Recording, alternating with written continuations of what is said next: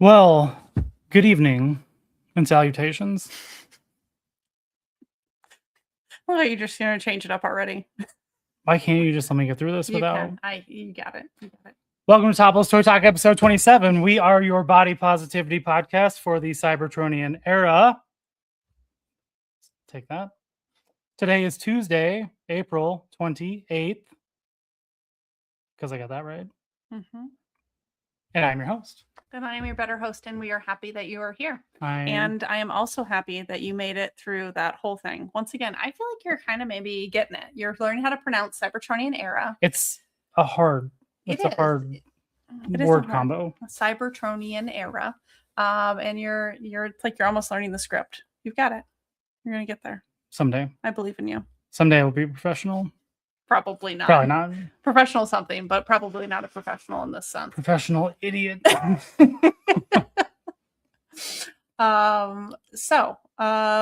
have who do we have in the chat tonight? We have one and only always. Oh, Webhead. Webby. Hey, how's it going? How you doing? Also, Webby, you don't have to put this in the chat here, but we were just saying, yeah, you need to DM us your birthday. Sarah is starting up a birthday card distribution list along with the Christmas card distribution list. Yeah, probably. It will spiral very quickly out of control. So I don't have your birthday yet, so please send it.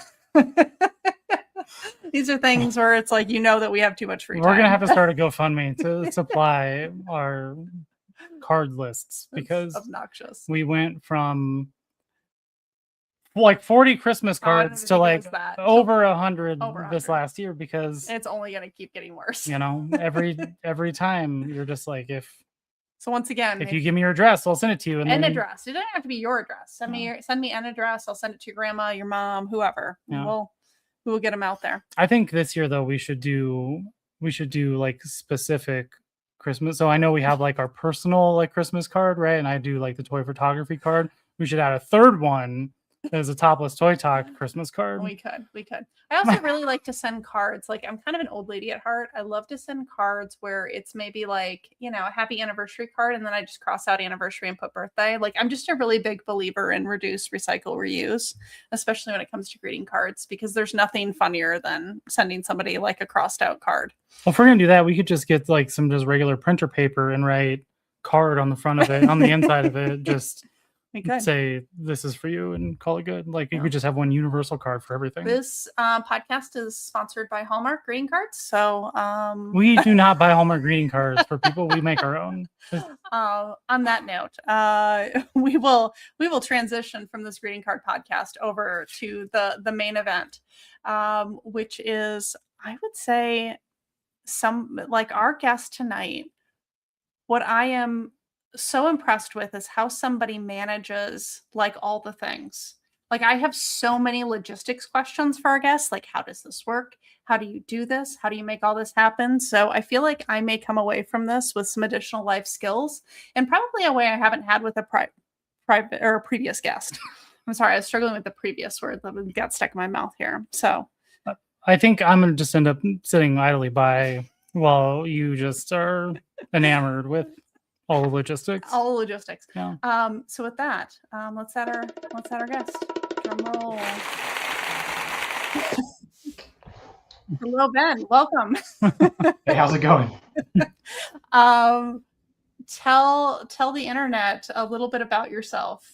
Who are you? Tell as much as little as you'd like. Your mother's maiden name, last 4 digits of your social security number, like any of that really essential stuff that we would need to know to understand you better. Yeah. So I run Des Moines Con. I also run Twin Cities Con, Central Florida Comic Con, Long Beach Comic Con, Alaska Comic Con. I just started the Rewind Book Fair with my friend Rachel Silverman in Minnesota.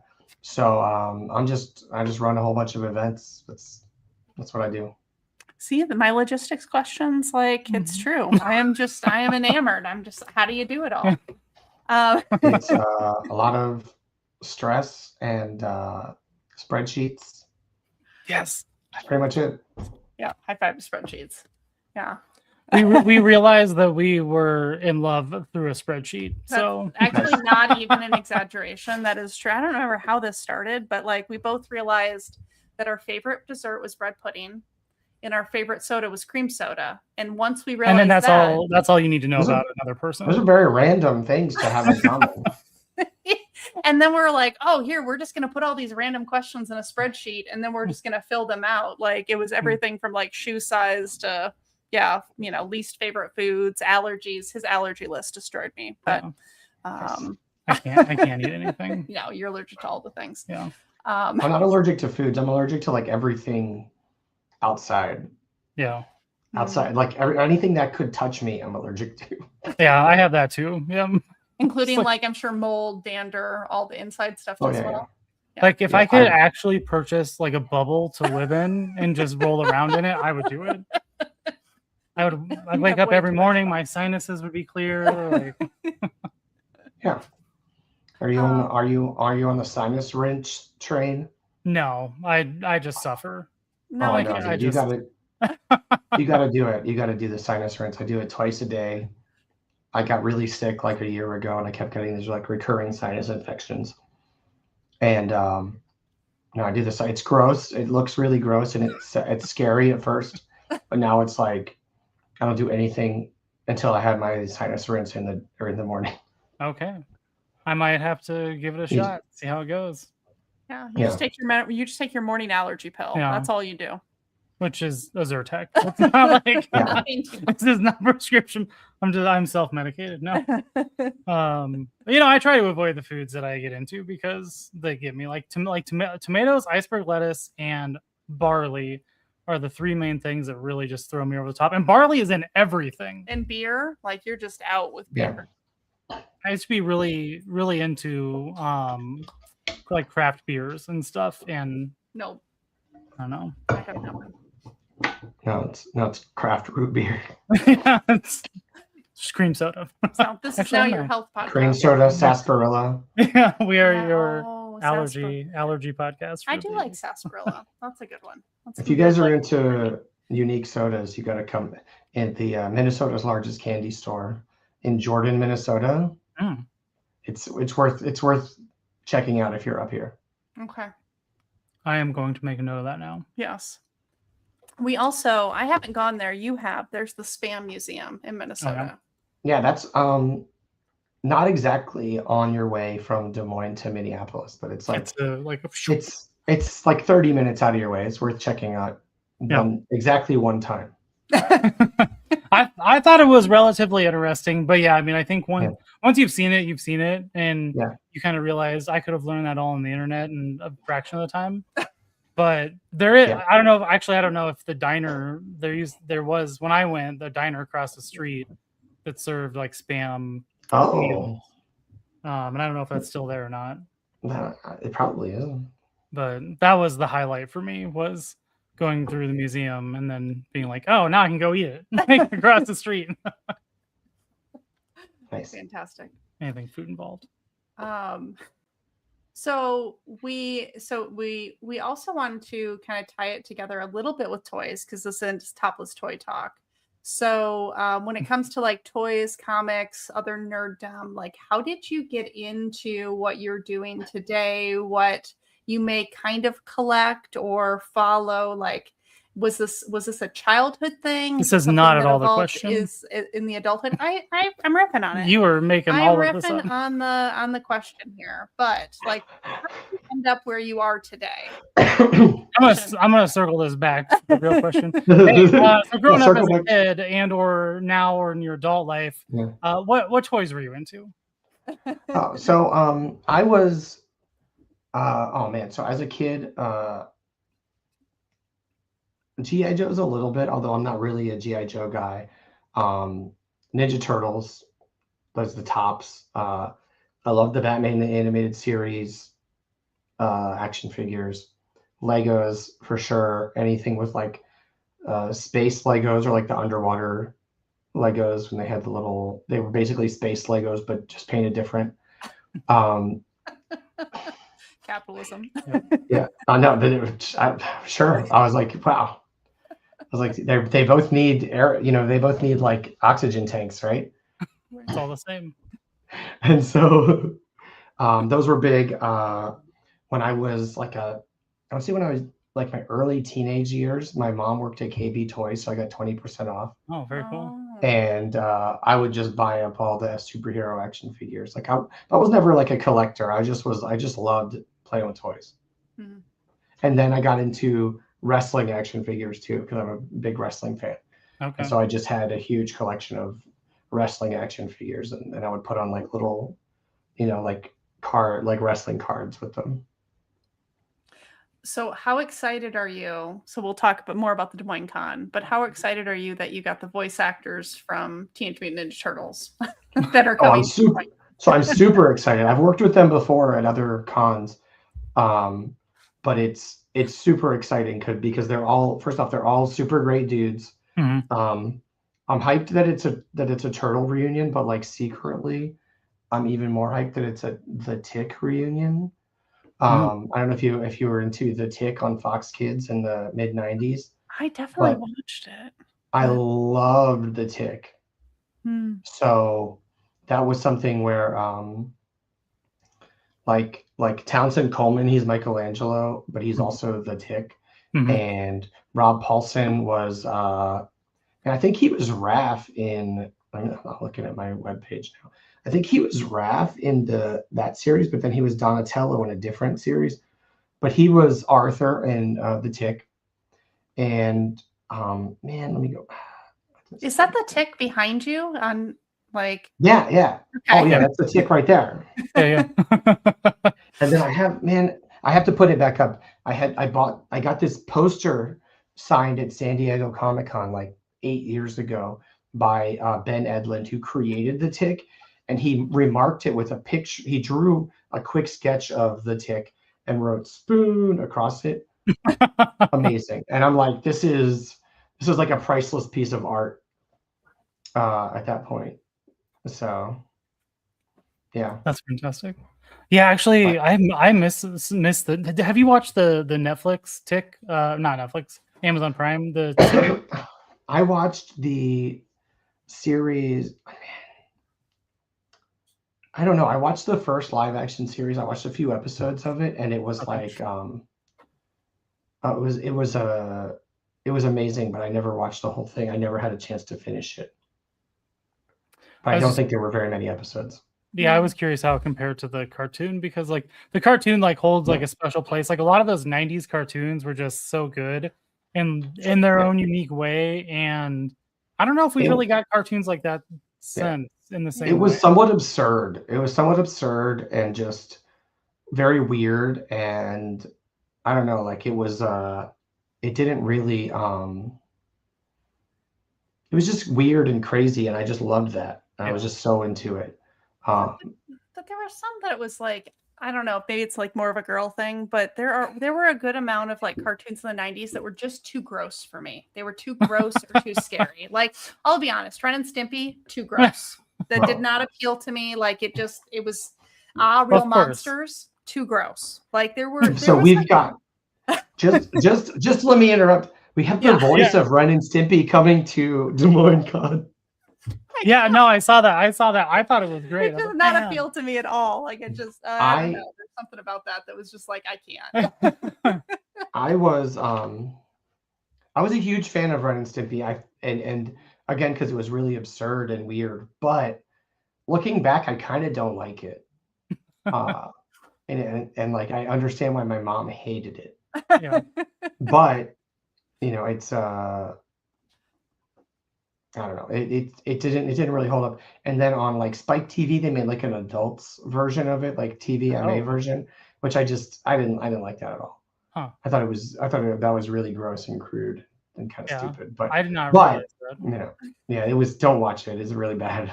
And like it was like I don't know how you take something that specifically, like I know it was like adult themes in a kid's show, and it kind of was subversive, which I thought was cool. I like subversive stuff in a kid's show because kids don't fucking get it. They don't know. Yeah, they don't know. But like idiots. But like when you go and make it overtly like 18 plus, I don't know. I feel like you ruined something. So this is one that actually we were talking about the other day because we were watching, what was the movie that we watched where I had watched it as a child and then The Last Unicorn? well, it wasn't The Last Unicorn, but we'll use The Last Unicorn as the example. The Dark It's Crystal? like, Dark Crystal. That was it. Dark Crystal. For some reason, that really appealed to me as a child. And like, I loved that movie. And Puppets. and now, yeah, it's definitely puppets. It's like the animals that were part of Yeah. it. But then we rewatched that as like an adult, and you're like, man, where were the adults that were probably should have intervened? Because like as a kid, I shouldn't have been watching the same thing with like The Last Unicorn. Yeah. I love that movie. It's one of my favorites. You watch it as an adult again, and you're like, oh, this is allegory for something else. This actually has nothing to do with unicorns. And again, an adult probably should have intervened and like, yeah, this is not appropriate. So I've never seen The Last Unicorn, but so like the weekend before last, we ran the Rewind Book Fair at the Minnesota State Fairgrounds, and one of our guests was Peter S. Beagle, who wrote The Last Unicorn. Oh. And so people were like lining up to meet him. He was, I didn't know about him because I'd never seen the movie, but like he was like the coolest person I've ever met in my entire life. Huh. And he was telling stories about his life because he's like 88 years old or something. Wow. It was great. But now I need to watch The Last Unicorn or read the book or something because he obviously touched a lot of people. Yeah. No, it's a phenomenal movie. I always find it interesting how like when you watch something as a kid and it sits with you a certain way, and then you watch it again as an adult and you're like, I had no idea what was going on. Like that's like, so I don't know, it's like rediscovering in a whole different way. And I don't know, I find it interesting. I think it's probably because as like an adult, you pick up on those themes that you didn't as a child, kind of like you're mentioning. And it's kind of like the Noah's Ark, right? Like we hear that story as a child and we're like, oh, all these animals get on the boat. And then you realize as an adult, oh, everybody else in the story died, right? Like it's like a mass murder event. Like this is very different than what we thought it was. Like it was fun at first, and then you think about it and you're like, oh man.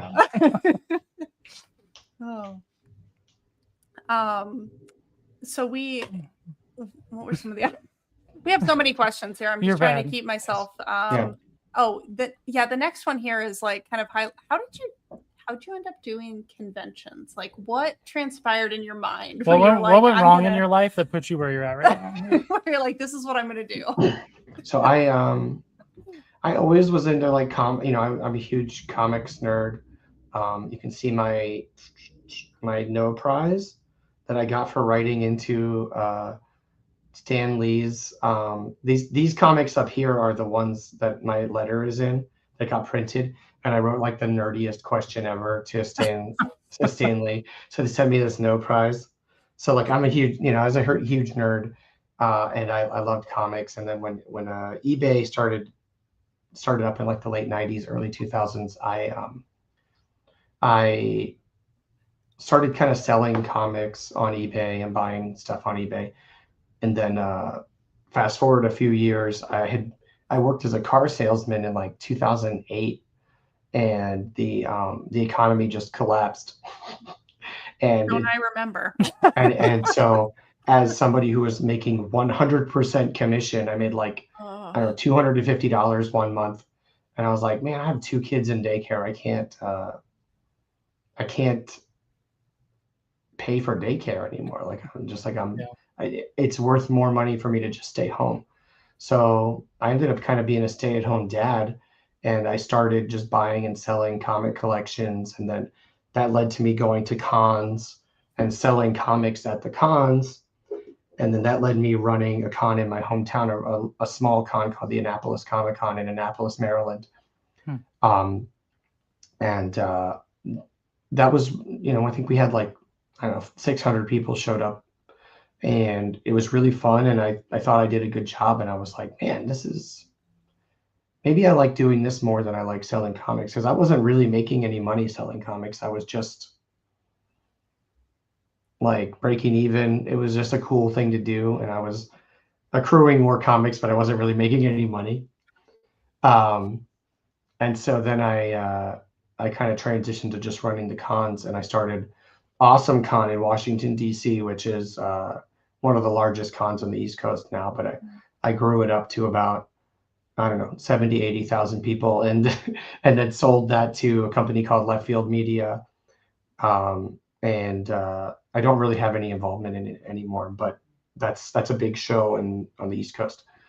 And then after the pandemic, I was like, oh man, I need money. So I started more cons, and I started Twin Cities Con and Des Moines Con, and I ended up moving to Minneapolis, and it's been awesome. So I run so I run January I run Central Florida Comic Con in Lakeland, Florida.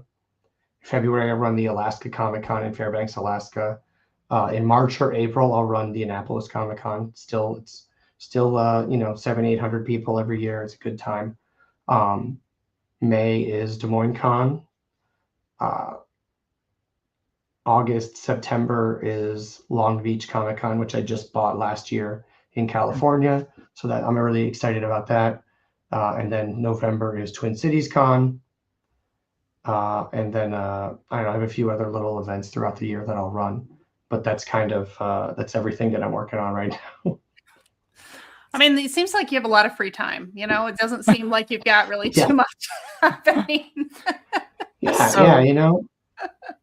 Prior to you starting up these conventions, like, did you have any experience with this, or just one day you're just like, you know what, I'm gonna run this shit, and like, I mean, outside of being a vendor, yeah. So I had been a vendor. I mean, like that was good experience being a vendor, and it's certainly for the first few years, knowing all of the local vendors from having been a vendor with them was important, and it helped me get my feet off the ground, or get the show off the ground. And I realized very early that I didn't know anything about what I was doing. So like I just started, I think I spent 2013 maybe, or 2014, the year that I really was growing the show in DC. I think I was traveling like 35 weeks out of the year, just trying to go to every single con I could to see what to do, what not to do, because I just realized I didn't know anything. And I would help out at my friends' cons. I went to, at the time, I went to Emerald City Comic Con in Seattle, which I would say was probably the best Comic Con in the world. It was so fun. It was perfect. And it was like everything I wanted my show to be. And so I was there like taking pictures of their lines, taking pictures of how they had set up their merch booth, talking to their volunteers and just kind of chatting them up and seeing what they were up to.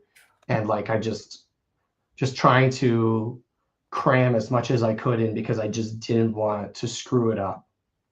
And I got very lucky that,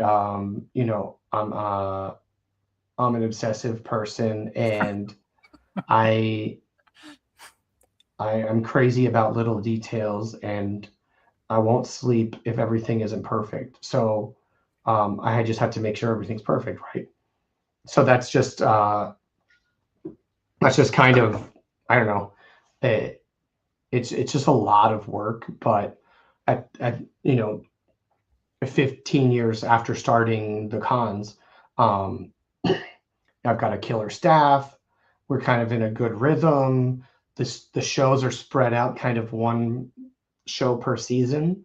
mm-hmm. So we have, Des Moines Con is in a month. We're not going crazy right now, losing our minds planning it. We've done it, 4 times. And this is going to be the biggest and best Des Moines Con easily, but we've kind of got it. The good thing is we've maxed out the space. So like we're running the exact same space we did last year, because we can't really grow anymore. Right. So we know that part's easy, right? Like we've done it before. And so it's, I have a really good staff who's very experienced. We've run probably 40 shows since the pandemic. Wow. And so they, my crew just rolls into town, and they know what their jobs are. They get everything set up, and Twin Cities Con's a little chaotic. It's about twice as big as Des Moines Con. Okay.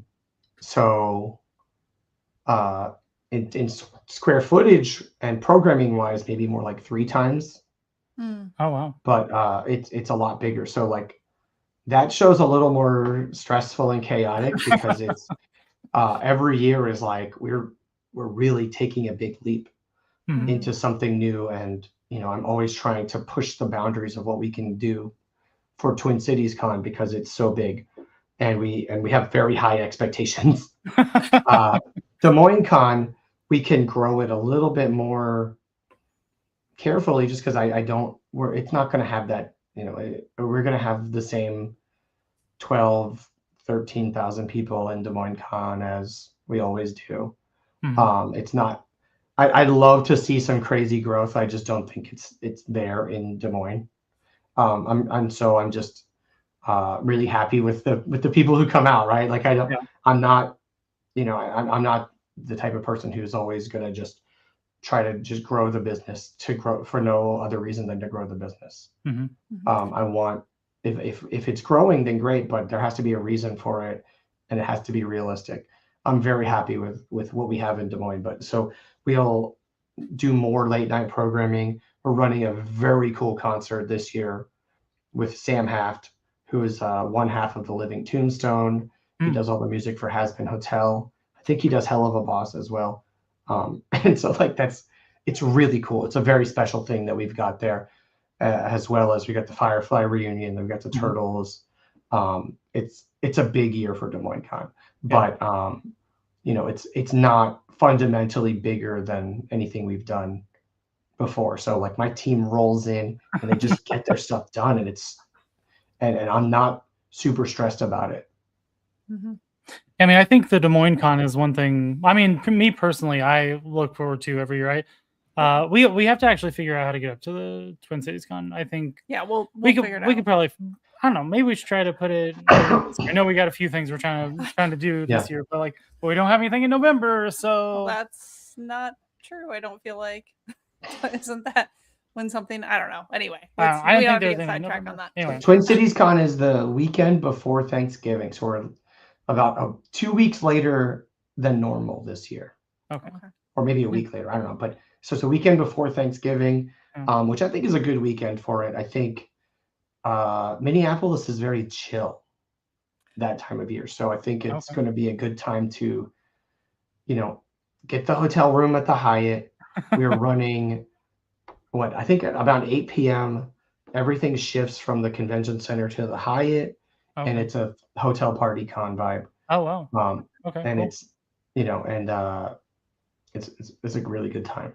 Yeah. Okay. Well, maybe we need to figure it out. Because I mean, specifically speaking, Des Moines wise, there's just not a lot nerdy stuff like this, right? That's not true. There's Galaxy Con, which we haven't gone I don't to. know. Like supposedly Galaxy Con is not to talk about another convention here, but The prices on that are too high for me. yeah, we haven't. It's a little pricey. Yeah, I've known their prices are kind of high. It's a similar type con to Des Moines Con. It's Yeah. just I don't. They have their kind of same people that they bring back every year.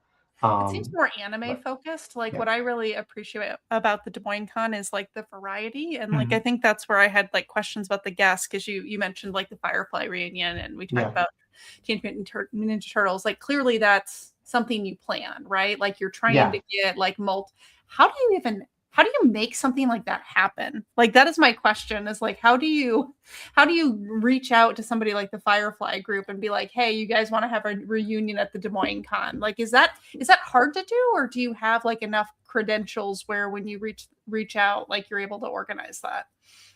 So that's been kind of my main job for the past 13 or 14 years. Okay. So like I'm very well, I'm very well connected with the the agents for these guys, and I've got 5 shows every year that I'm planning celebrity guest lineups for. So we are constantly kind of talking to people. I've started planning some of my 2027 stuff this past week. That's Jeez. cool. like- I mean, that's cool. So I'm like, what are we doing for, my Central Florida Con in January. I got to get that started. Alaska Comic Con in February, which I've already booked. That show's easy because celebrities want to go to Alaska. So Oh, I'm well, actually, I was going to ask yeah, that. Like, do you have a hard time for Alaska to get celebrities there? Or are they like, I no, want to? no. I have Huh. like a waiting list of like amazing celebrities Wow. who I like would not That's have cool. for guessed any that. other con, I'd be like, yeah, come right in. And then this con, I'm like, you guys, I already have 6 people booked and I only have a hockey rink. It's not that big. I can't bring in, I think for Des Moines, we have like 20 or 21 celebrities. Mhm. For my Alaska show, I bring like 6. It's just, Oh, wow. I can't fit the 20 celebrities into a hockey rink Yeah. Right. in Fairbanks, Alaska. But I've got, I'm gonna, man, when we start dropping guests for Alaska, it's gonna be crazy. I booked somebody for that everybody who knows what other shows I book is gonna be really very mad that I didn't book like 20 other shows. But that's a little out of my hands. Well, I'm gonna have to keep tabs on that Yeah. just to I see mean, what. I've got Yeah, I've got family up in Kenai. Oh, that's true. Yeah. You I do. do. I have family. Go up to, so it's Fairbanks, February 20th and 21st. It's the best Comic Con in the world. Okay. It is, the vibe is amazing. It's super cold. It's super snowy and cold.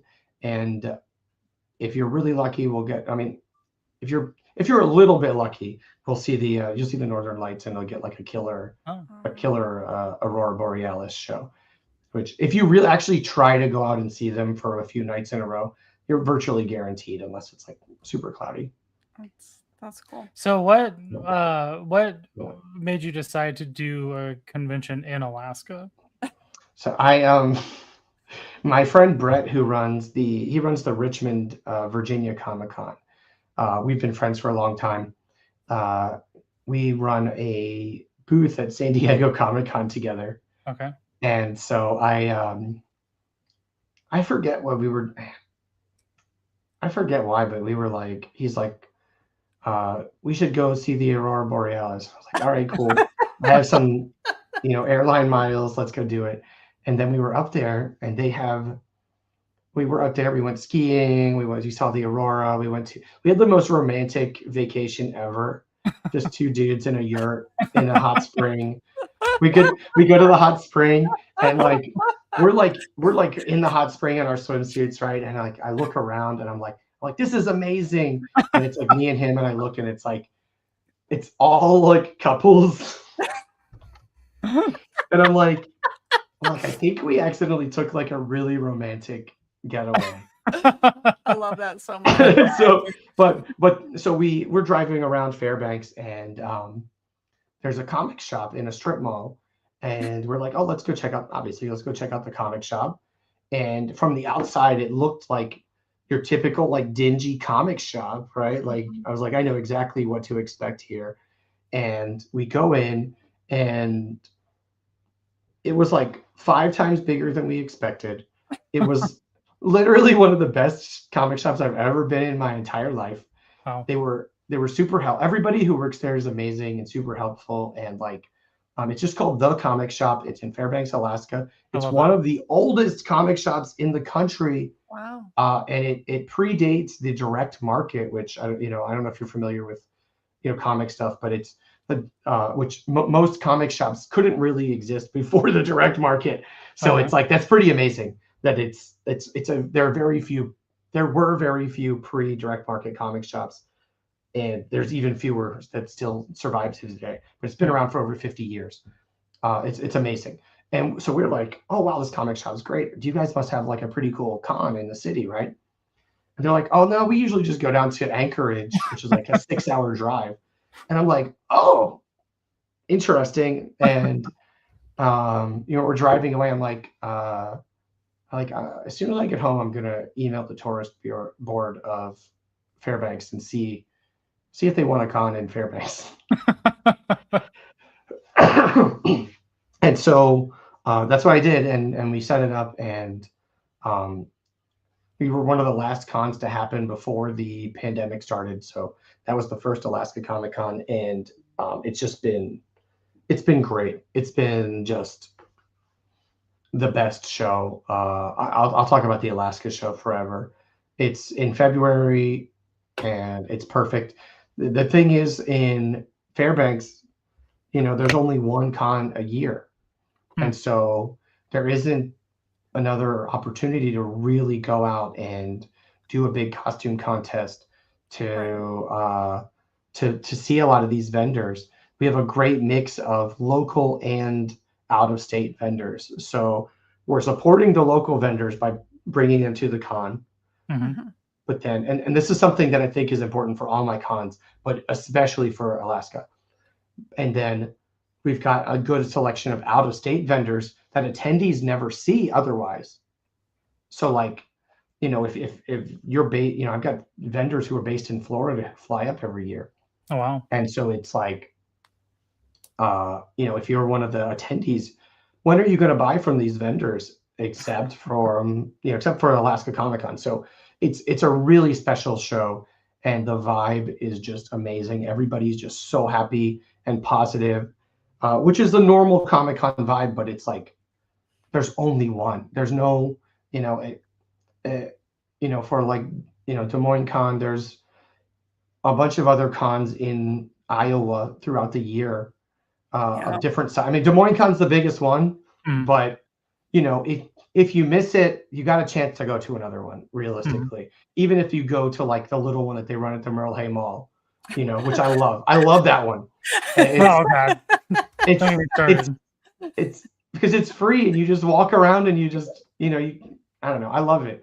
And I used to love it. I'm sorry. I think you had a bad used to love it. interaction for the last one we went to. I used to love it. This last one was complete garbage. And oh man, well, I haven't been in a couple of years.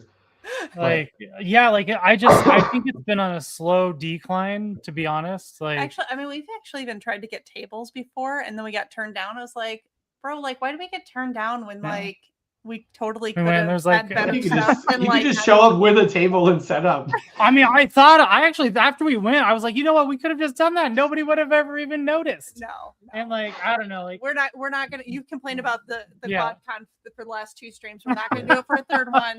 Well, the topic keeps coming up, so what do you want me to do? But I think it's my problem is I used to like it so much, and it just is slowly. Yeah. My point is really just that you've got options. No shade. I mean, but in a place like Fairbanks, you don't really have options. And then like you come up to oh my gosh, my con in Lakeland, Florida, which is in January, and Lakeland's a little city in between two big cities, so it's in between Orlando and Tampa. But there's about 80,000 people in Lakeland, and Tampa and Orlando each have like 3 million people each. So. But if that show, if you can't make it to Central Florida Con, there's a con the next weekend in Orlando or Tampa, and every weekend there's probably maybe 2 or 3 weekends a year that you can't find a con within 2 hours of where you are in Central Florida, and in Alaska, in Fairbanks, Alaska, you do not have that opportunity. So I wonder, like, do you see a difference then within the crowd? Like, is there just like people are nicer, more grateful? Like, do you see any sort of difference in the attendees, like when you go into a venue like that, or even I'll even say Des Moines, like in comparison to someplace like Minneapolis, where it was more. Which convention has the worst attendance? I was trying to go for the positive, but you can lean hard. So I'll say this is how it works. So like. Des Moines in Alaska, people were pretty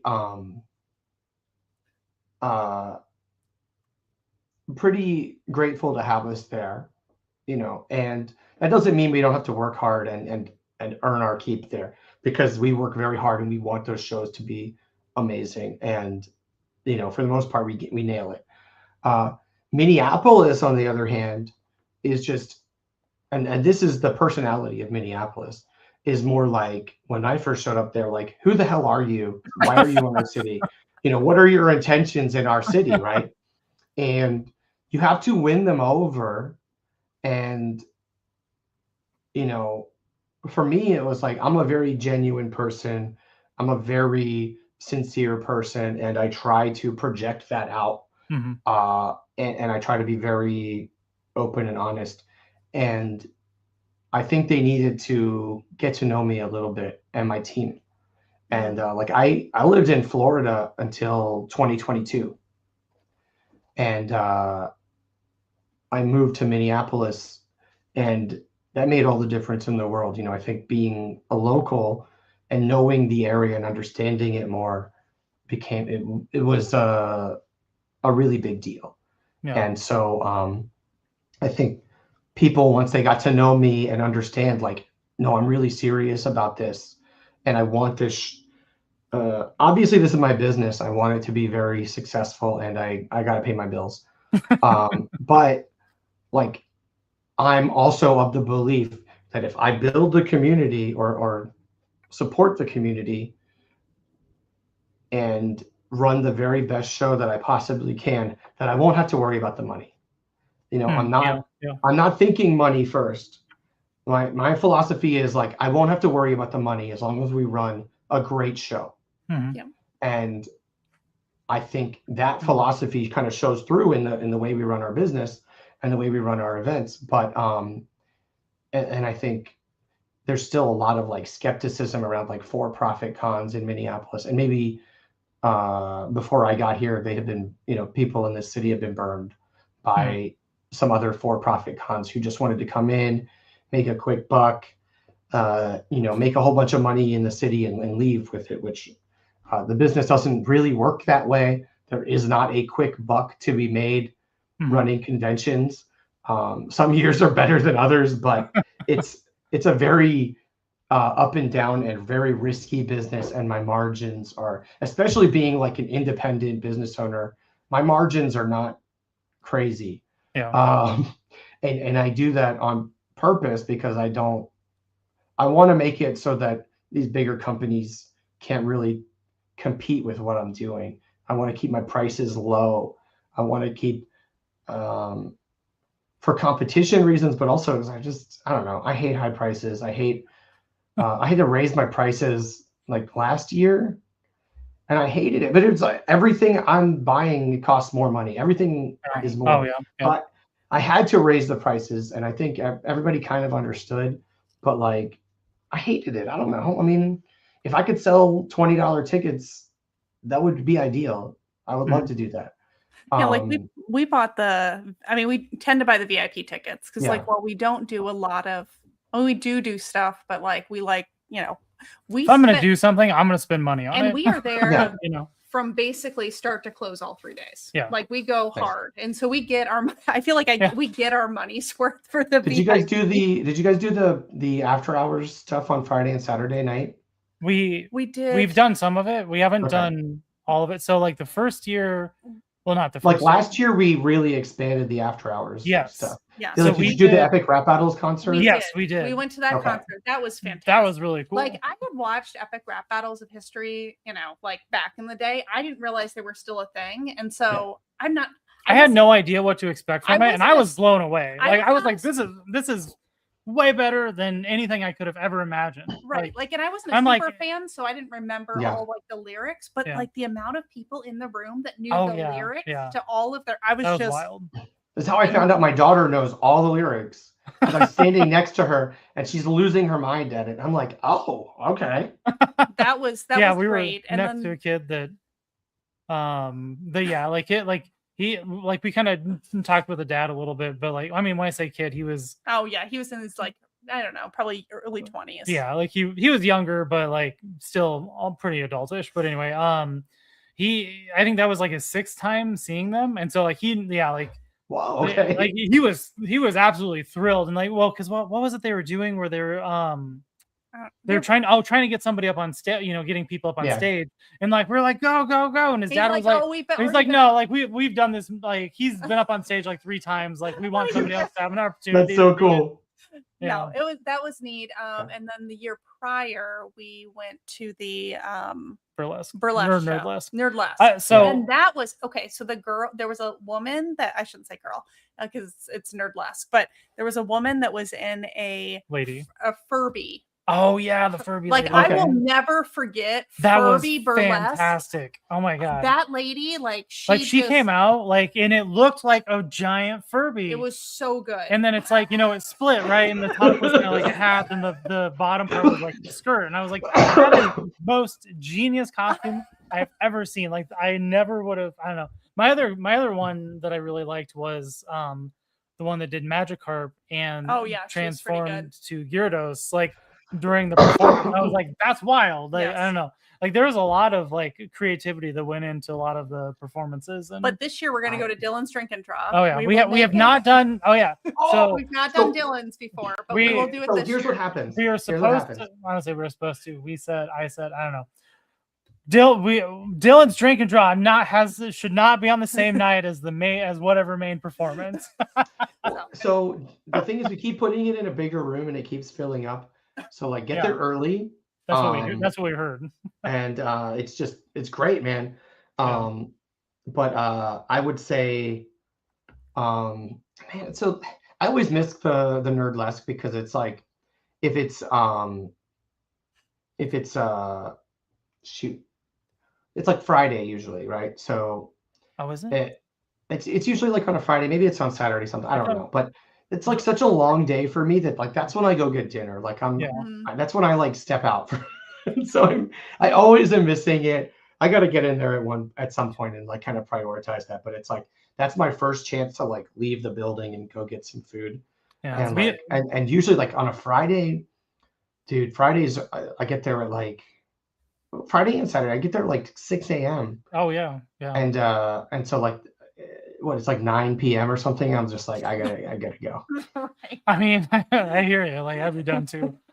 We've been to a few burlesque shows in Iowa. Yeah. And I would say that the Nerdlesque we saw at the Des Moines Con is by far the best. So Okay, it was up there. It ties with one other. I'm only going to say this because it was our first burlesque show we went to. yeah, that's the And only it was Halloween themed, and there Okay. was a pregnant lady nice. dressed up as a ghost, and she had a little ghost baby. And I'm Like- sorry, like nothing will ever top that. Yeah. As well as a man who dressed up as a zombie, and he did like a That was whole actually like pretty good like too, a yeah. dude like burlesque as a zombie. Yeah, So that- okay, those were two good sets out of the thing. those were right? two Like, good sets. Everything else Yeah. was a little questionable, but other than that, yeah, Nerdlesque Yeah. and if you're ever looking Halloween to burlesque expand was your fantastic. adventures, like Nerdlesque, like just regular. It was good. It was So good.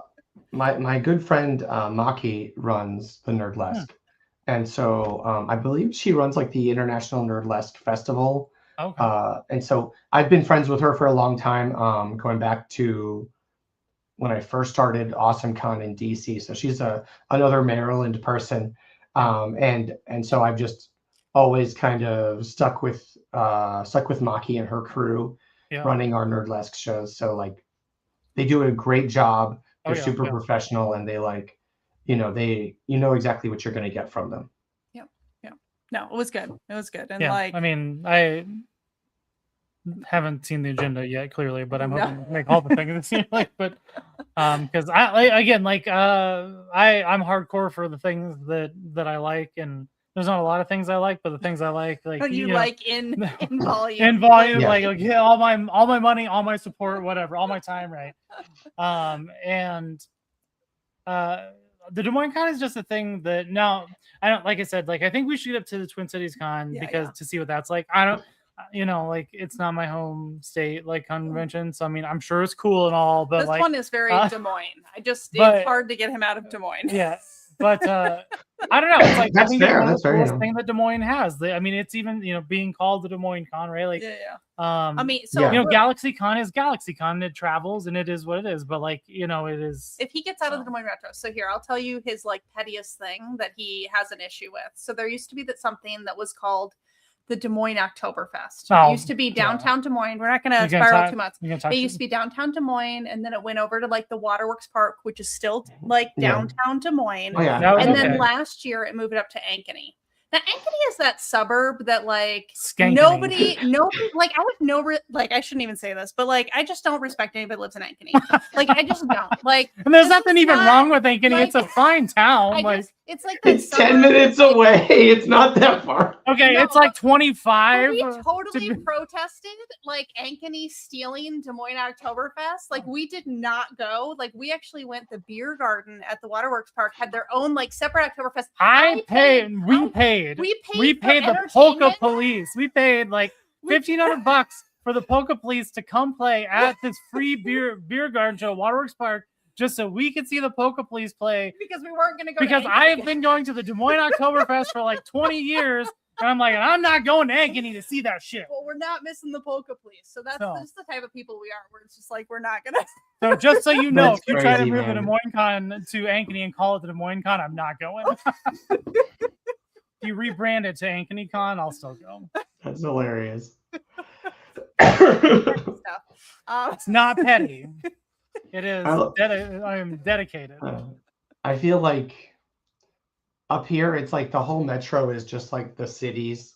And so it doesn't, I mean, not that there's a venue big enough for it, but like, if we were like, I live in Bloomington. I just say Minneapolis, but I live in Bloomington. If there was a venue here, we could run, if we could run Twin Cities Con in Bloomington, it would be fine. Or if St. Paul or whatever, nobody would care. People care here. Yeah. Well, okay. So the reason why we're gonna go on a slight little tangent about Des Moines Oktoberfest, and I hope you guys see this at some point, Yeah. so you know what you've done. So the reason, my biggest problem with the Des Moines Oktoberfest is they're fucking liars. That's the problem, because they came lied. in and basically were like, oh yeah, there was a scheduling conflict because there was a concert the night before. And they so basically tried to, or the night after, one or the other. So they basically were like, oh, we don't have enough time to set up, so we had to look for alternative venues. And then Des Moines Waterworks people came back and they're like, yeah, like there wasn't a conflict. Like they never even brought this up to us. They just signed. We probably could have like worked something out. And I'm like, I would have showed up to help them tear down like for free just because I like it, And then they go off and announce like a 5-year contract We'll never go at the district in Ankeny. We'll And I'm never like, go. you don't just make a 5-year contract in Ankeny because of one scheduling conflict one time. I'm like, that is a flat lie, and that's why they won't get my business. But like, if they just came out and said, listen, we want to make more money, and we're not getting in the crowd we want at Waterworks, and so we're going to move it to Ankeny because it's fine. I will sponsor the other. And the other thing they lied about was okay. We don't. This has nothing to do with toys. Yeah, this is no. Like I got a Deadpool upstairs that is wearing lederhosen connected. Take that. So the other thing they lied about is when they brought it out of Des Moines to Waterworks Park, they basically said that Des Moines was trying to force events out of downtown to Waterworks because they spent all this money on like the amphitheater and everything. Robert. I don't care. I'm almost done. And Just keep it going. and that was also a lie, because the real problem was, in order for them to host it where you have to, like, because they put apartments above the businesses, like they had to get buy-in from the people that lived up there, and so it was just too much of a hassle that they didn't want to do it. So I'm like, they lied and they lied again. They don't get my business anymore. So End don't of be story. a liar. That's the moral of the story. Yeah. If you tell me straight, I don't care. You're like, we're moving to Ankeny for profit. Good, let's go. So we're gonna go back to the question list because I'm done complaining. I should not have opened the Oktoberfest store here. What he but says it was Bloomington sucks. Okay. No, I'm kidding. It's not. He said he's not far. Wait, what? No, it was a joke. It was a joke. Oh, he's in Savage isn't that far away either. That's that's like that's really close to where I am. Yeah. So, but South Metro. All right, my stream tangent is over. Okay, so normally we're not almost an hour in before we do the lightning round, but if you want to do lightning round? I did want to ask some Yeah, questions. I'm probably not going to ask all of them, but I had a couple. So just one that was very specific to like cons is when you're thinking about an event. And lightning round is just like, don't think about it too much, right? Yeah. So like an event at a session. I know, but audience Q&A or a structured interview. so we do like a combo. Yeah. I mean, I think the Q&A is better for the fans, and the structured interview is better for the interview. It's better for everybody. But Yeah. I think I like this. I think if it's, let's say it's 45 minutes, if you do 15 minutes of structured interview at the beginning and then 30 minutes of Q&A, perfect. Because the moderator is going to ask more interesting questions. Oh yeah. And the fans, and They're this is their right, but they always ask the same questions. They do. So- They They ask do. the same question every Even time. if you think you have like a super unique question, it's the same super unique question everybody else has, or, Yeah. or it's along the same path. So And how'd you get into so, voice acting? Yeah, Or, you know, and like this is the same reason I don't stream the panels, because like I don't know, like it's really fun and interesting if you're all there in person. Mhm. And like just watching, like you want to watch them get the same questions and give the same answers, you know, every single time. You know, I mean, I booked the same over the years. I'll book the same guests for every show, right? Mhm. And so, like, you want to see them get asked the same question in Des Moines that they get asked in Lakeland, Florida. Well, and But too, like but if some you- of those, like if for the questions. So I think my favorite one for the Q&As is when someone gets super nerdy. And they're Yeah. like, "Oh, hey, like how did you do this thing of the character? Like when the script the movie isn't matching up with like this particular like part of the comic series, like, you know, comic 149, like how did you make sense of this person?" They're like, I never actually read the comics. Like Yeah. those are my favorite. Are you talking about like Brandon last year? Well, where- yeah, like people It's like- just expect like the actors just like, to how be did just you as get nerdy as into like them. playing and, this character? And it's just like, you know, like my agent said I should try out for it. They cast me, and then I read the lines. I was just like, I really like the responses that they get to those things. So, Yeah. I know I've told you this one. I don't think we've talked about it here. Oh, yeah. But my favorite panel question was for Jason David Frank. Am I saying that right? Jason? Yeah. Green JDF. Ranger. JDF, yeah. I don't know why I was drawing a blank there. And Someone asked. someone asked, so how do the Megazords work? Now this was an adult human. It was an adult. Yes. This and is not a child. And so he was like, well, like, do you mean in the show or like in real life? He was like, in the show, like it actually, like they don't exist at all because it's Japanese footage and we never really get to do anything with it. He's like, in real life, it's like, you know, a guy in a suit or a cockpit, like that's not really attached to anything. And like the facial expression on the person that asked the question, you could just see that all of their hopes and dreams in life were completely crushed. Like where they thought they like the truly Megazords were actually real robots. And I was like, I felt so bad for that person, but at the same time, I was like, this is probably the best moment of my life. I'm gonna go on a tangent real quick. So if you're in the Q&A or if you get to ask a question, it's super fun and it's really cool. The interaction's great, but like actors are not the right people to be in the Q&A. I love when we get like the show creator or a writer on a Q&A or something like that. That's way more interesting. Yeah. And then also the best panel. So we ran this show last year called Sugoi Expo in Orlando. Nobody went to it. It was very poorly attended. This is the second time I've attempted to run this show, and it was like even worse attendance the second time. And it's like the show where I just experiment with things and try things out. Anyway, we had the best panel of all time. And we flew this guy in from Japan. He's a musician, and he makes like anime intro music or anime theme songs. And he's Japanese. We did a Q&A. We had scheduled the Q&A. And like I show up, it's like me and 5 people. And he's like, I don't want to do a Q&A. We're just going to make a song. And he has his keyboard and his computer set up. And for 45 minutes, he made a complete song. And it was the coolest fucking thing I've ever seen at a con. He literally he laid down a melody track, and then he put the drum machine he put a drum over it, then he put in some bass, then he did like some more melody and some strings, and he just kept layering it. Then he kind of mixed the levels a little bit, and he was like, "Oh, I think it's still missing something." He went back and added some flair to a few parts, and in 45 minutes, they had a complete song that was about 2.5 minutes, and it was good.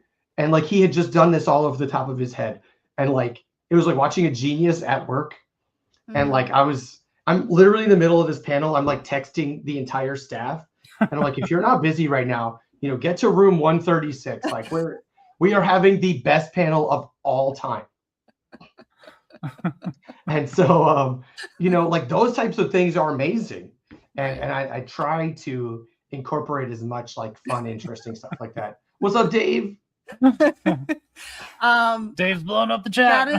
That is such a cool that's like really cool. And I'm gonna take it a different level. Like, what's the most cringy thing? Wait, real quick. Hold on before you go into that. I have to make a comment because I was thinking about this earlier and I forgot, and then I remembered again.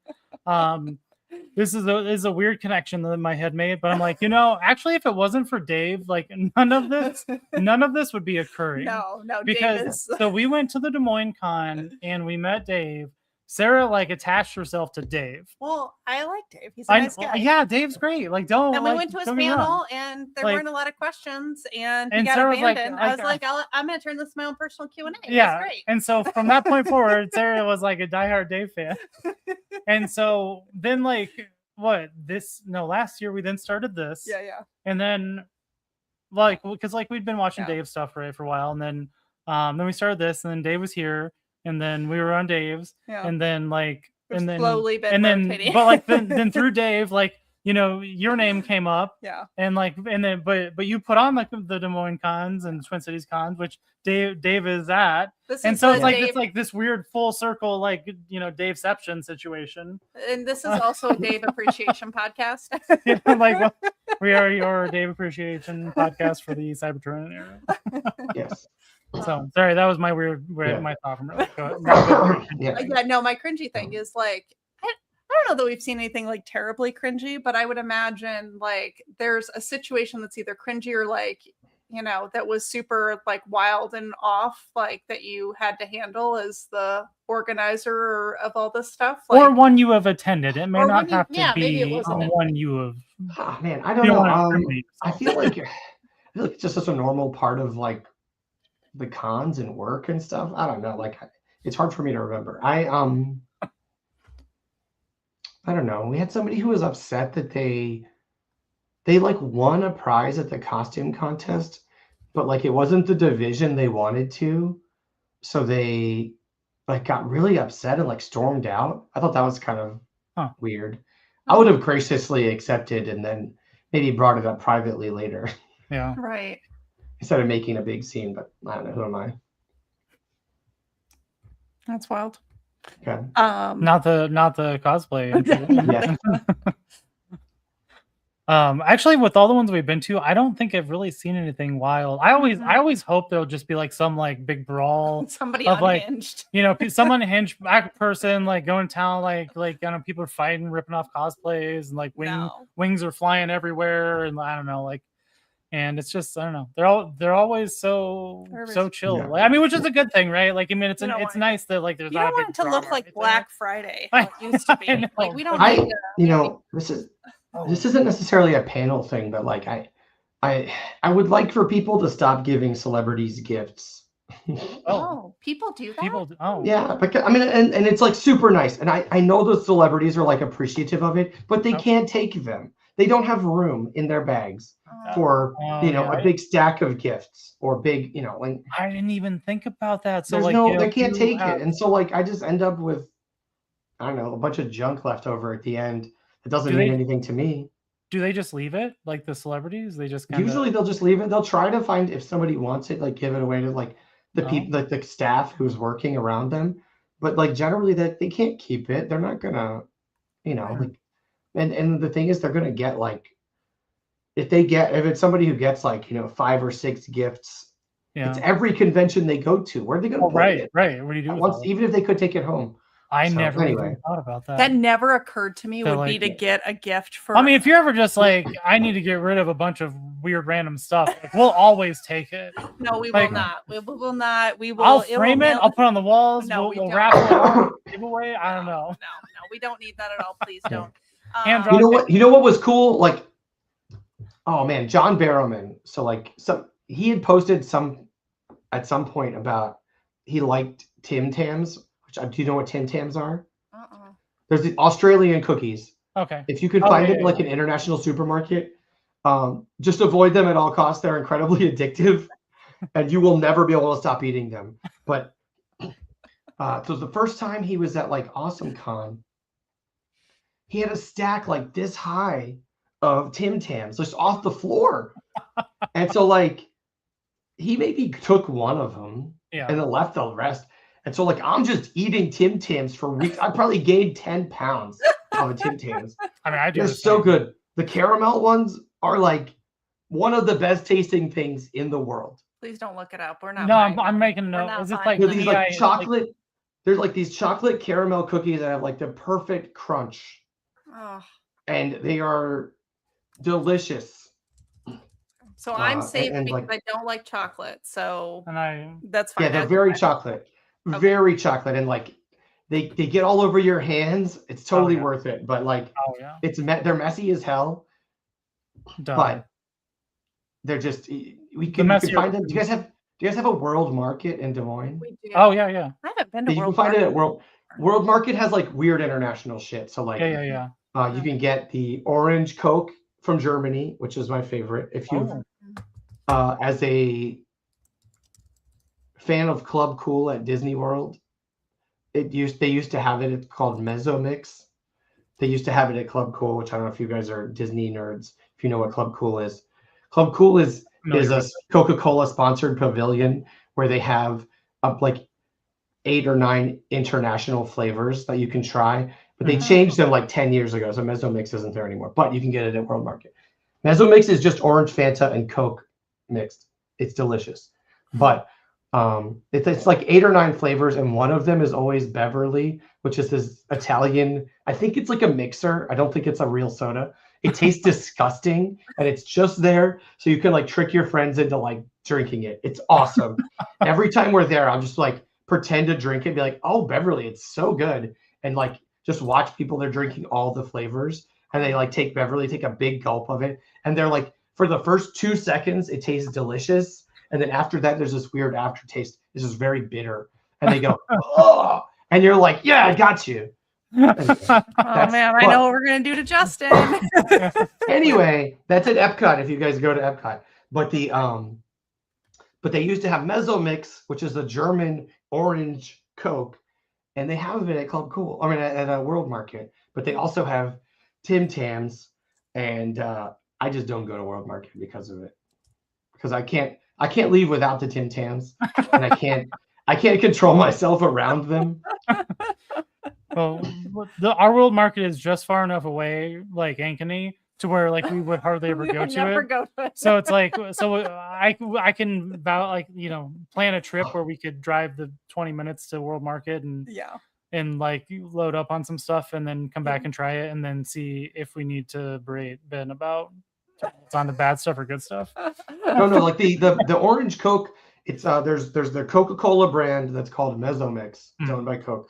And then there's another one just called Spezi, which is the exact same thing. It's just not Coca-Cola brand. It's still an orange cola. Either one of them, try it. It's very good. So I'm sure it's just as sweet as my Aunt Beverly was. I'm just like, is it kind of like those jelly beans that taste like vomit or whatever, right? Is that like what it is? It's just like a joke thing that it's kind of because it's like these are all the different sodas, the Coca-Cola brands that we sell around the world, and like most of them are good. Like they have like a Bibo Kiwi Mango, which is like the South African kiwi mango drink, delicious. Or oh man, there's another Melon Frosty, which is melon Fanta in Japan, but like it tastes so good. And then every time I'm in Japan, I'm just looking for melon Fanta. But So like it's different flavor. They're all good. Beverly does not exist outside of the World of Coke in Atlanta, Club Cool, anywhere that like they do this sort of thing. Okay. It used to be a real thing. They don't make it anymore, except to trick your friends into trying something disgusting. That's what it is. I'd willingly try it at least No, twice. you should try. I mean, I'll try. I'll take one for the team if it tricks somebody else into doing it. I don't care. I went to World of Coke and I tried every single flavor at World of Coke, which is like over 100 flavors. But how much did you drink of it? I mean, it had to be like a thimble full. There's yeah, no so they way give you these little cups that are like, I don't have any. It's like a little, 3-ounce cup. Okay. And then I would take like a sip of each, and by the end of it, so like by the last like 20 or so, they all started tasting exactly the same, like garbage. And I don't know if you guys ever work in like restaurants? Yeah. And like no. they get like the the big like cardboard boxes of syrup, of like Coke syrup. Oh yeah. Have you ever been around one of those that broke? Yeah. And just spilled everywhere, and it smells like sewage. It doesn't smell like delicious sugary Coca-Cola or Dr. Pepper or whatever. It smells like sewage. It's disgusting. That's what it started tasting like after, but I was in it to win it, and I was like, I'm tasting every single flavor because I'm a champion. And do you get like a sticker or a badge or like a button for doing that? No. Self-satisfaction. Just bloated. Oh, you know what? I forgot. I'm an idiot. Yeah. So you know how sometimes like we try to theme things? I should have brought all of our badges. Oh, why didn't we do that? Yeah, we keep all of our like badges. Actually, I'm going to ask: are you doing lanyards again this year, or are we going to be without the lanyards? Like, what do you mean? What do you mean? No, which one did we not have? That was TF Con. Oh, that was TF Con. Sorry, wrong convention. Yeah. There was a convention where we were not giving lanyards, and I was very grumpy about it in Chicago. I thought that was dumb. Yeah, I think the VIPs get their own lanyard. Yeah. Okay. And then you can buy the con lanyard, and then I just have plain black lanyards for everybody else. But there are 50,000 lanyards in storage just in case.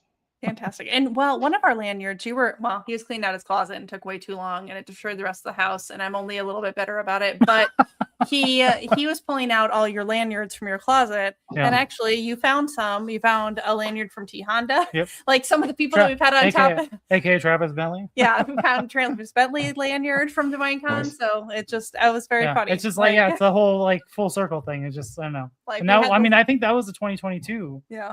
Or 2023, 2023. I can't remember which one. Yeah, that was.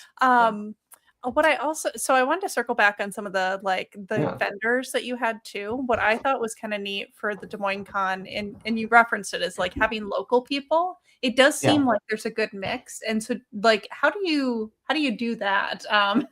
And do you intentionally do some sort of like percentage of that, or is it just whoever? How do you feel like you guys suck and you don't get in?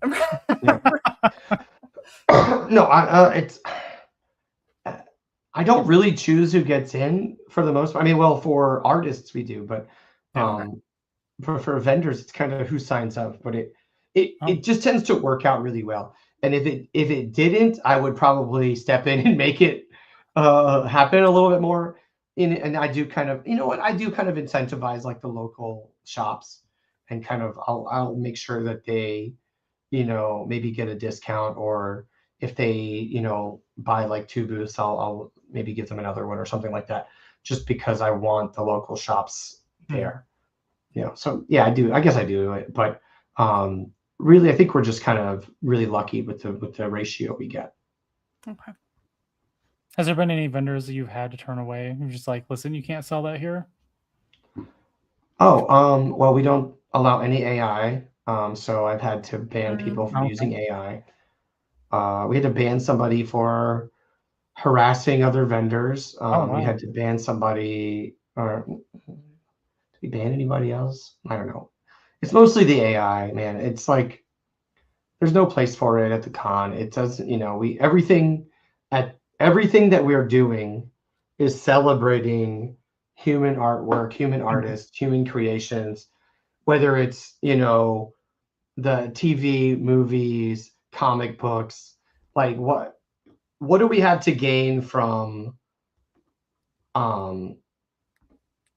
bringing AI into this? Nothing. It just cheapens everything. So it just isn't the place for that. If somebody wants to run AI con, have at it. So I'm gonna pose a semi-philosophical question, which I like to throw out here because this is the thinker, and it has me thinking because I don't have an answer to it. So, what if there was a situation where there was like a really good artist, like somebody that you had come to your conventions year after year after year? They were great asset, great contribution. Everybody loved them. Let's say they were in a tragic car accident and lost the usage of their arms. So they could no longer create art. Like, let's say they either did painting, drawing, digital. I love whatever, how right? you're doing like this So- really extreme. He so has they- brought this up multiple times. So to they me. can no longer use whatever they use to create their art. But because they had created so much art, they could feed their art into AI, and then they could verbally depict or describe or state like whatever they wanted to create in their art style to continue to be able to produce their own art. So, but couldn't anybody do that? I mean, theoretically, yeah. So, like, I mean, what makes that special then? So Because Because anybody could feed that same art and put the same prompts. So, so I have a friend who was like really into AI, and I'm like, whatever. I just roll my eyes, whatever. And he's like, man, AI comics are going to change everything. I'm like, you can't sell them. You can't sell the AI art because anybody can do it. So, like, could I theoretically do a prompt and make some AI art or an AI story for myself? Sure, I guess, if I really thought it was cool. But like when you go to sell it, like what are you selling? It's like selling, I don't know, like the same thing anybody else could do, like without any difficulty. Like, I don't know, I would pay to go on a ride along with like a NASCAR driver, right? But would somebody pay to go on a ride along with me? I would. I mean, like, I would follow you around the convention and be like, I see what you're doing. But like, it's if anybody can do it, it's not special. What makes an artist special is that it's them, it's unique to that artist. And so I'm like shaking my desk. It's like what if it was just if an artist in the artist alley is just selling printouts of images they find on Google Images, anybody can do that. That's not being an artist. Yeah. And it's the same thing as feeding into a prompt. It's just not art. And it's not it's not any different than just finding something else and printing it out. It's just not the same. It's not any different. So I think in that very specific hypothetical, it's a very unique scenario. Like I think I mean, if that person's an artist, and like this is the type of thing that's happened before, and you see artists transition their creative mind into another thing. Can they sing? Can they are they? I've seen people who paint pictures with their feet because they don't have any arms. Yeah. Like that's beautiful and that's unique, and there's something touching about that sort of thing. Whereas where's the human element? Where for me, like and I've said this on a million interviews, but my favorite part of the con is walking through the artist alley and finding somebody that I've never seen before, because we've got 130 artists in the artist alley at Des Moines Con. Mm-hmm. Certainly there's somebody there I've never seen before every time. Yeah. And they're going to have something really cool that hits me in a way that it doesn't hit anybody else.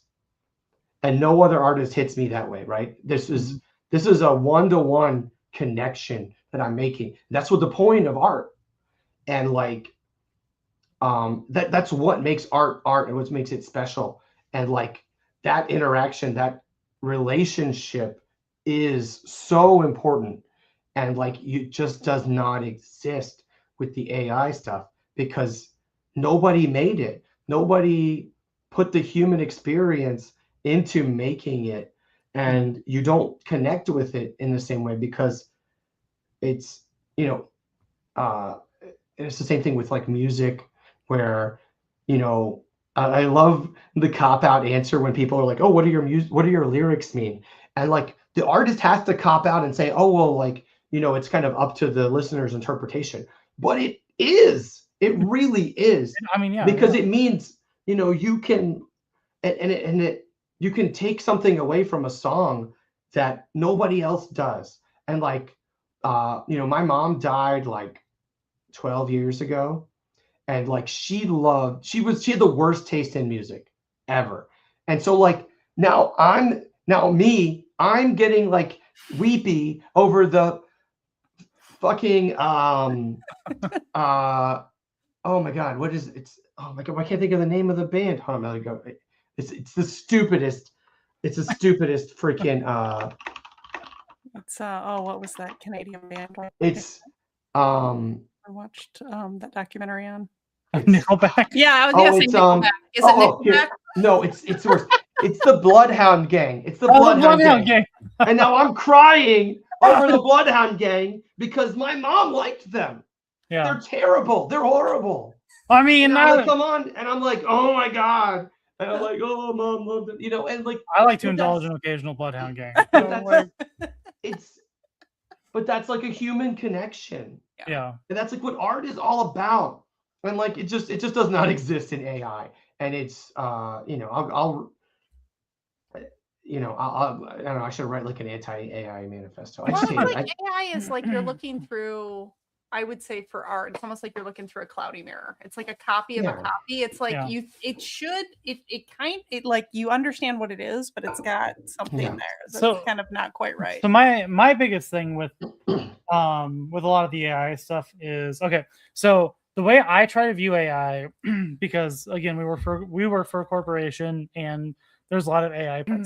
So I try to view AI as the same thing as like a computer, where if it is used as a tool to like enhance one of your skills or make you more productive or whatever, right? Like it's okay, right? But if it's used as something that's trying to like steal or replace, then it's not really the best thing, right? Like you know, people can use computers to steal money and whatever, right, from other people, right? Like, I mean, people try to use computers to replace the human element and varying degrees of success, which is usually not all that great. But and so I think if AI is used in the sense of trying to as a tool, right, controlled by a user, like I think it can be okay, you know, because it's an extension of the user in the same way like a computer is, or like some other type of program, right? Like, I mean, if you really want to get deep into it, I question nowadays, and actually for a while,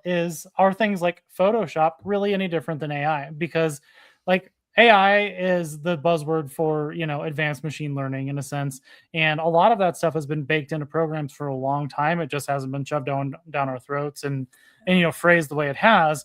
But in the specific world, when it comes to like art and creating art, like art, you know, from a person, I think the big thing that gets me is the deception, where people are not forthcoming. Because I could see like an AI photo and be like, okay, that's kind of interesting, right? But if I'm not told it's an AI photo, then I'm like, that's just hot trash, right? Now, so here's what I'm going to interrupt you. This is the guy who sets off our smoke alarms like every week because he has his own personal little fog machine. So he's taking foggy pictures of action figures.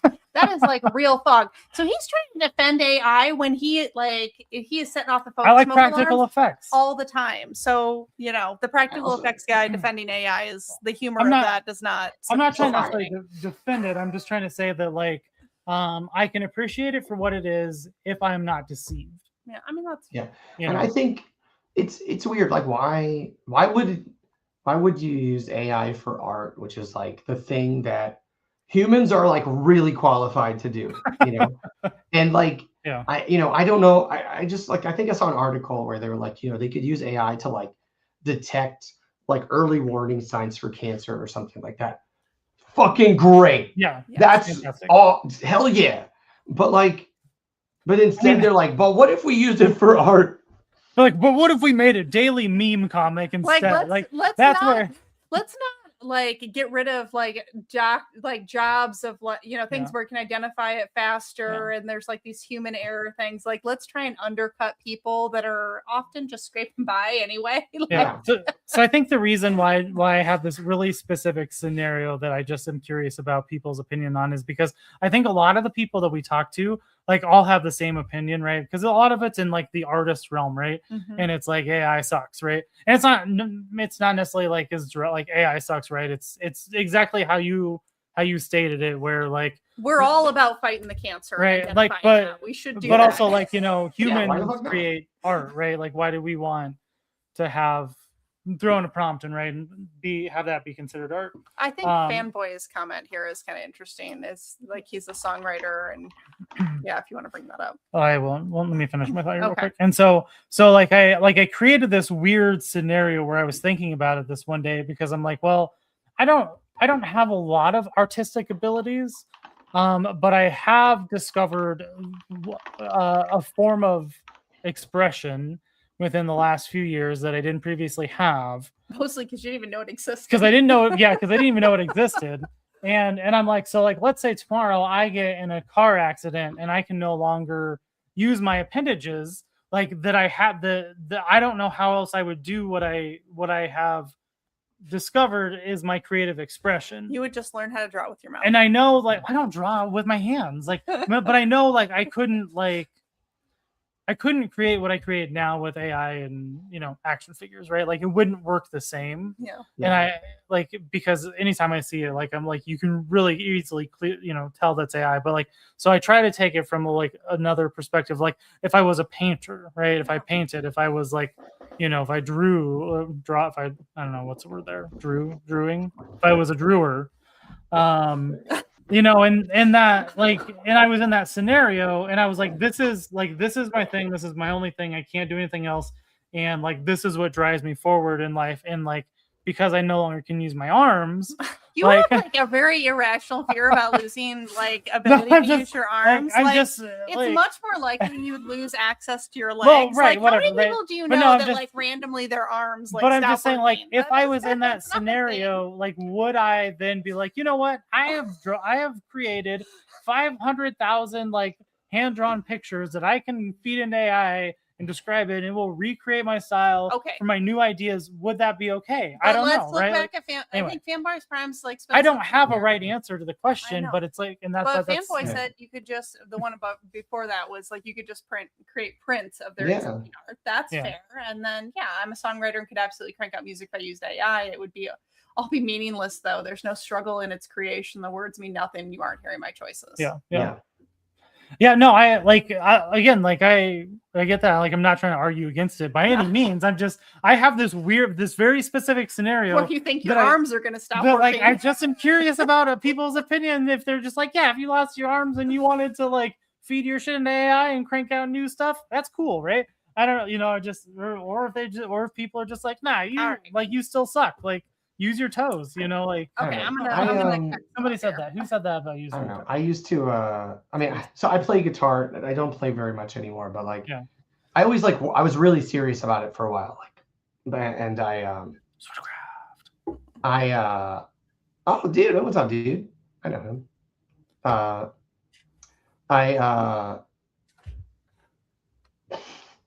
I always like was worried, like, what if I like broke my hand, or like, what if my hand was amputated, like how would I play guitar? And the answer is like, I hardly play guitar anymore anyway. What the fuck? I should play more. I don't know. I would have picked up the drums or something instead. Whatever. I often try. I've played keyboard one-handed. I was 14 and I've never learned how to play. No, you're never. I try all the time. It's not going to happen. I don't know. I don't have rhythm. So I got really serious one summer and played like 4 hours a day. And I'll tell you, playing 4 hours a day guitar for like 4 or 5 months will make you an okay guitar player. That's fair. I'm gonna ask. Probably you're the only one I could ask this question to Okay. and get like a legitimate response. But once Okay. we started this show, Topless Toy Talk, for some reason, even though we're like just normal people, like, you know, we're generally dressed fairly conservatively. Like, we're not, you know, there's nothing attached to this in any sort of way. But there's a part of me that's like, you know what, it'd be really funny is if we did Topless Toy Talk live. Coming from the person that, like, it took me a year to convince to do this on the internet. Yes, it took a very long time to do this. So I'm like, I'm not going to do this. This is ridiculous. Like, I'm too old. I have like a career. Like, we're not going to do this. I'm a business professional. Again, because, you know, you run many a convention. Like, what would it take? And do you think there would be an appeal for a show like called Topless Toy Talk? Please say no. So, Yeah, say, be honest. Please say no. so, I mean, we have the Nerdlesque already. Right. So, like, I think anything that was okay in Nerdlesque would have to be okay outside of Nerdlesque in the, you know, after hours 18 plus stuff, right? So sure. The real answer is I'd have to talk to Becky, who runs all of our programming, and it would have to be okay with her. And I would leave it up to her, is what I would do, because she's, you know, that's her domain.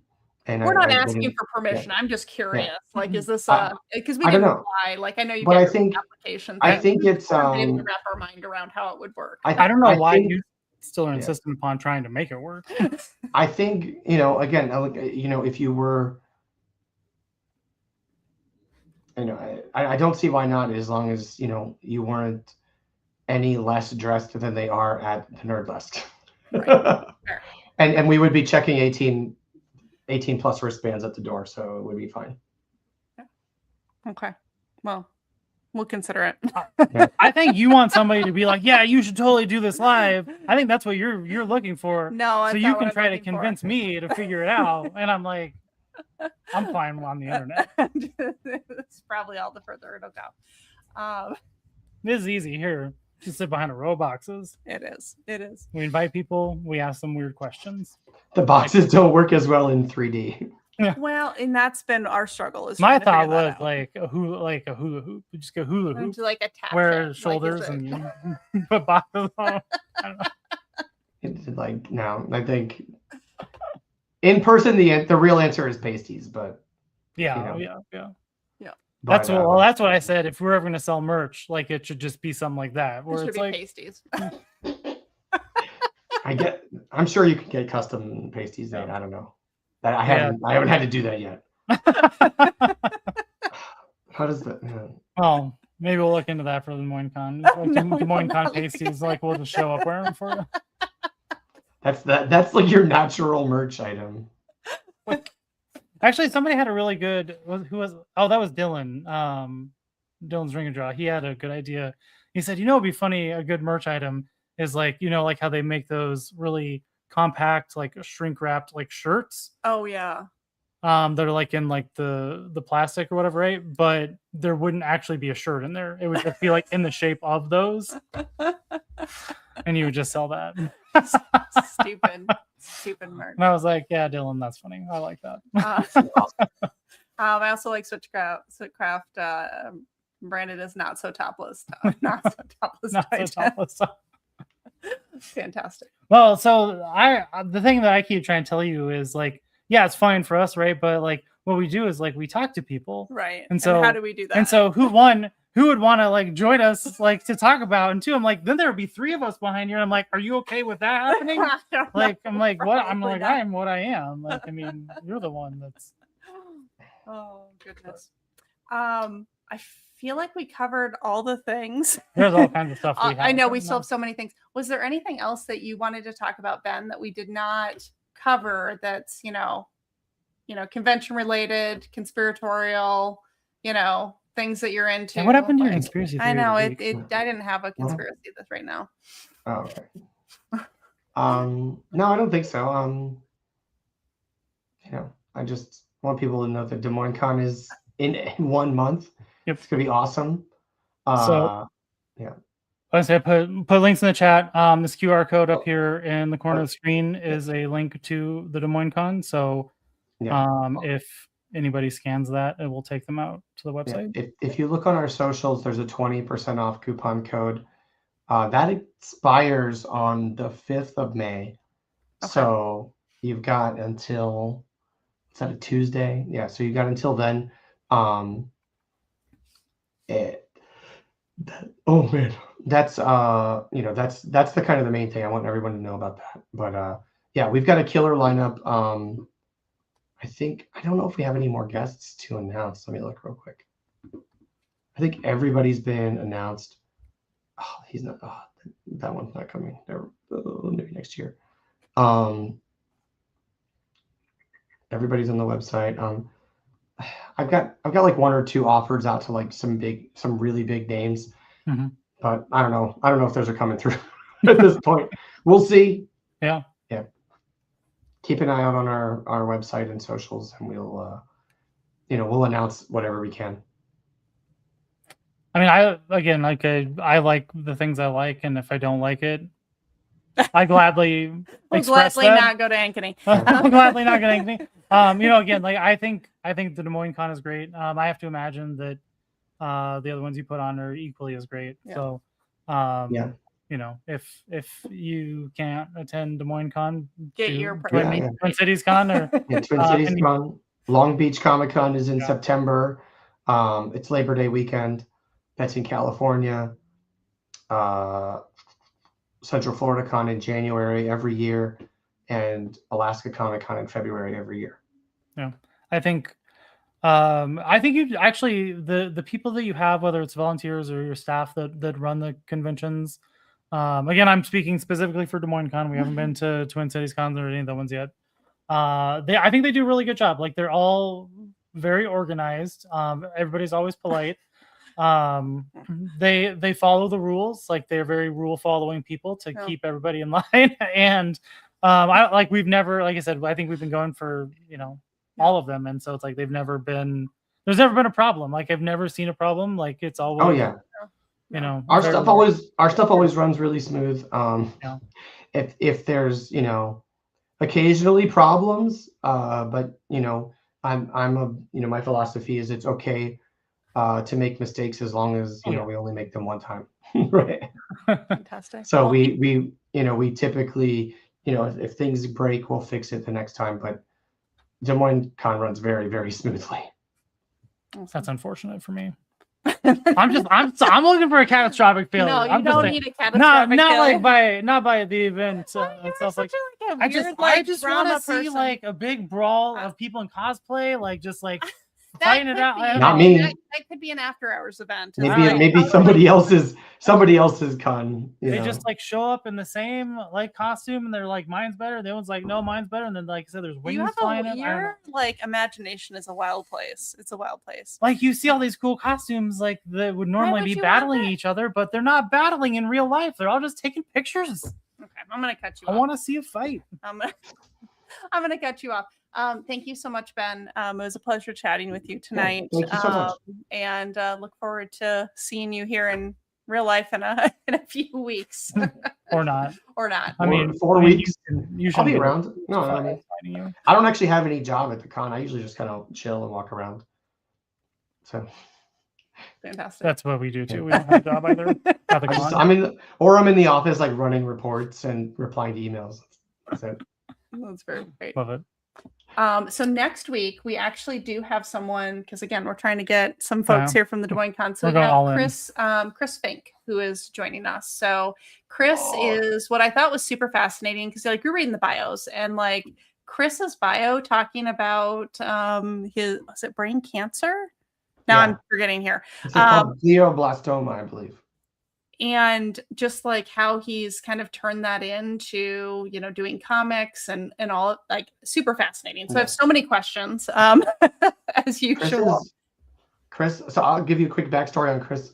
I took over Long Beach Comic Con last year, and Chris lives in California. He emailed us and he's like, "Hey, can I get, like, maybe last minute, he's like, can I get a table for, I'm an artist and I've got, this very aggressive brain cancer, and he's got, it's not a good prognosis, and so he's got really funny take on it, and he's like, yeah, like feel free to use me, he's like, I'm happy to use this to get publicity or whatever.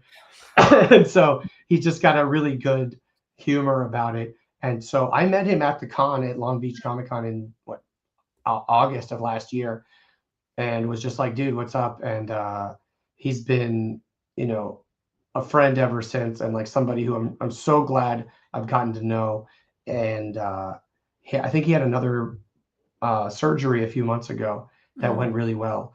I don't know what his day-to-day situation is, but I'm super happy that he wants to come to Des Moines, and I'll be really happy to see him there.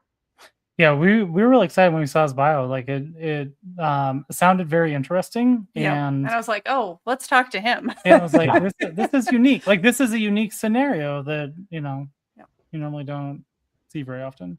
Yeah, absolutely. So Chris will be joining us. We will talk about all the things, probably some good dark humor. Yeah, okay. Sorry, right here, fanboy friend. This is exactly what I'm looking for. You don't need to feed the Real Housewives of Cosplayers. You don't need type drama. Yes, yeah, you don't need that. That's what I want. That's what I want. I want some really bad reality TV like cosplay. I'm just gonna say you are the girl in this relationship. I am 100%, hands down. Like the girl. Yeah, I'm like Bugs. Ew, like like. So we were going to put a couple of things in here before we close it out that you were just taking a screenshot of. Oh yeah. Or a list. So we've done some dumb things here over the week. So number one is we decided to start a Patreon. What are the other dumb things? Well, because the Patreon goes along with the Discord. So, yeah. So we also have a Discord. So he's gonna throw a couple of things in the chat if you guys want to. If anybody's interested, check it out. We created the most unhinged Patreon that you'll ever see. Yes, definitely. Like it is. That took up like all of Sunday here, working on it. But we thank all of you for joining us. We will see you next Tuesday, and don't forget to go to the Des Moines Con and tell your mom I said hi.